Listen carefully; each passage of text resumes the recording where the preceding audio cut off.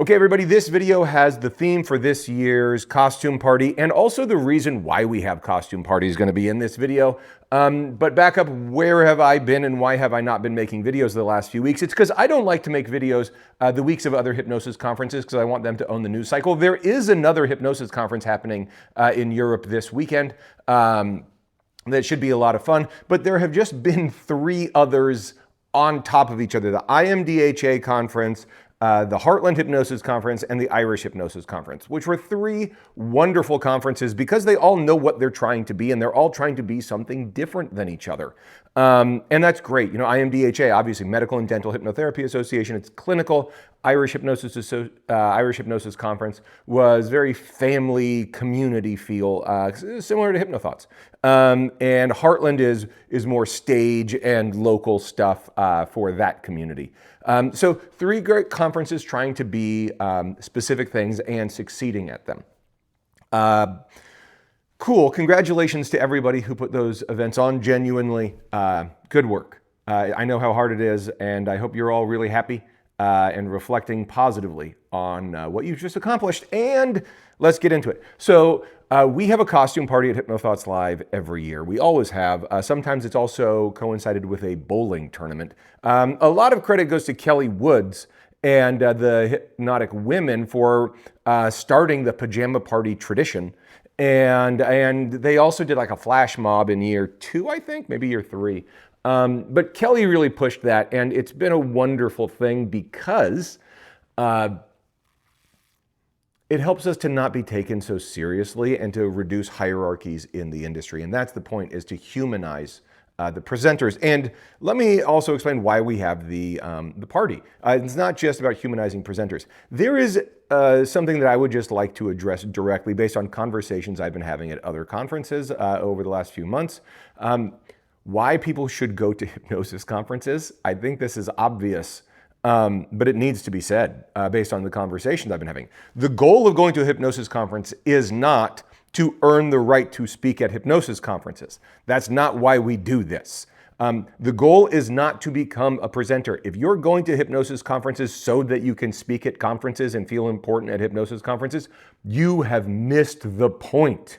The reason we go to the conferences is to learn from people who are succeeding so that we can be more effective at doing work with our clients. The reason I have a great career and a great track record and have worked in clinical office after clinical office and helped thousands of clients is because I got great instruction at conferences. Melissa Roth, Paul Durbin, Roger Moore, a ton of people helped me, Dan Cleary and Michael Elner and just on and on and on. All these people, like hundreds of people, Roy Hunter, all these people, some of whom are still with us, some of whom, like Michael, aren't. And Paul Durbin, also not with us anymore. I am so lucky that I got to meet with those people at conferences and learn what worked for them. And so the reason you go to a conference is because you get to find James Tripp at breakfast and just sit at his table and pick his brain, and he's just there and he's happy to share his thoughts.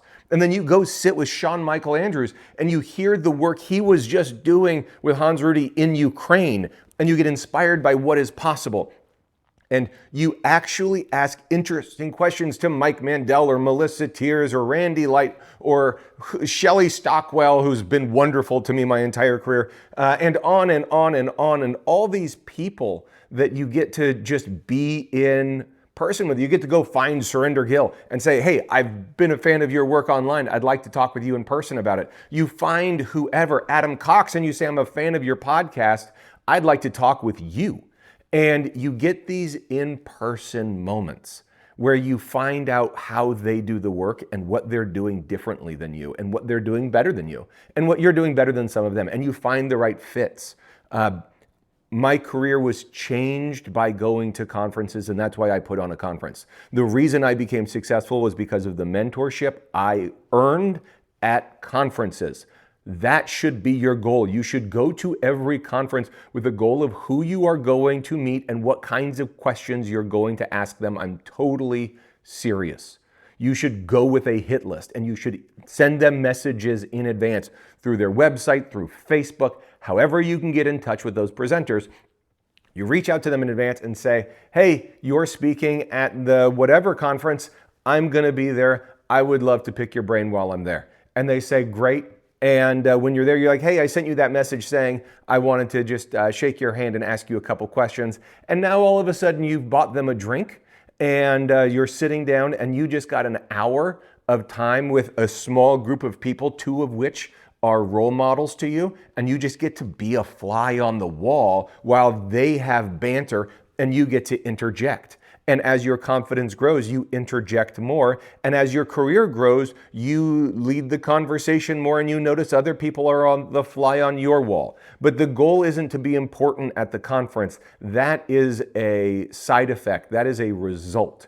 The goal is to have the conference make you better at doing the work and seeing clients. So we throw a costume party to make those fly on the wall moments happen and to make it more disarming so it's not quite as scary to sit with Mike Mandel because he's dressed like an idiot. Now, maybe Mike wasn't the best example because half his shirts don't have sleeves, but you get the point. The idea is to have these vaunted big names be silly and unimportant so that we can have high quality communication with them, so we can have community and deep conversation that transforms your private practice and helps you help more people. So this year's theme is Viva Las Vegas. I know it seems kind of on the nose, but there's a lot of reasons why it's a fantastic one. So costume themes for Viva Las Vegas. The shirt, which you will see we are going to start selling. The shirt is your backup plan if you can't come up with a costume. It will have a Viva Las Vegas theme on it so you can be fun at the party without packing something extra.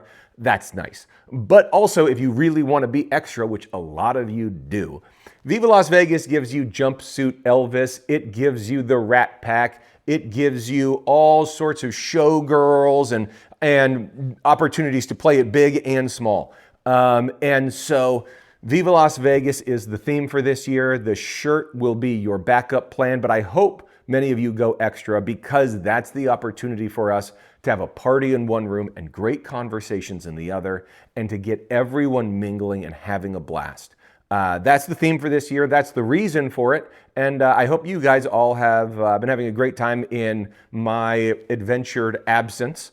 And Stephanie and I will be following up with all of you soon about a lot of other logistics. The app is coming. Schedule is getting produced into the final version that you guys like to see. And, we are checking boxes, pulling levers, and getting close. We're in the final 2 months now. Make sure you have your ticket for HypnoThoughts Live. Make sure you've booked your travel stuff, all your logistics. Oh my goodness, the number of people we're talking to about travel logistics. One airline has offered to support Spirit Airlines and cap those tickets. There's all sorts of stuff for us to be aware of, but this video isn't about any of that. You'll be hearing about logistics later. Right now, this is the party and the why, and a congratulations to the people who just put on their conferences, and let's just keep it going.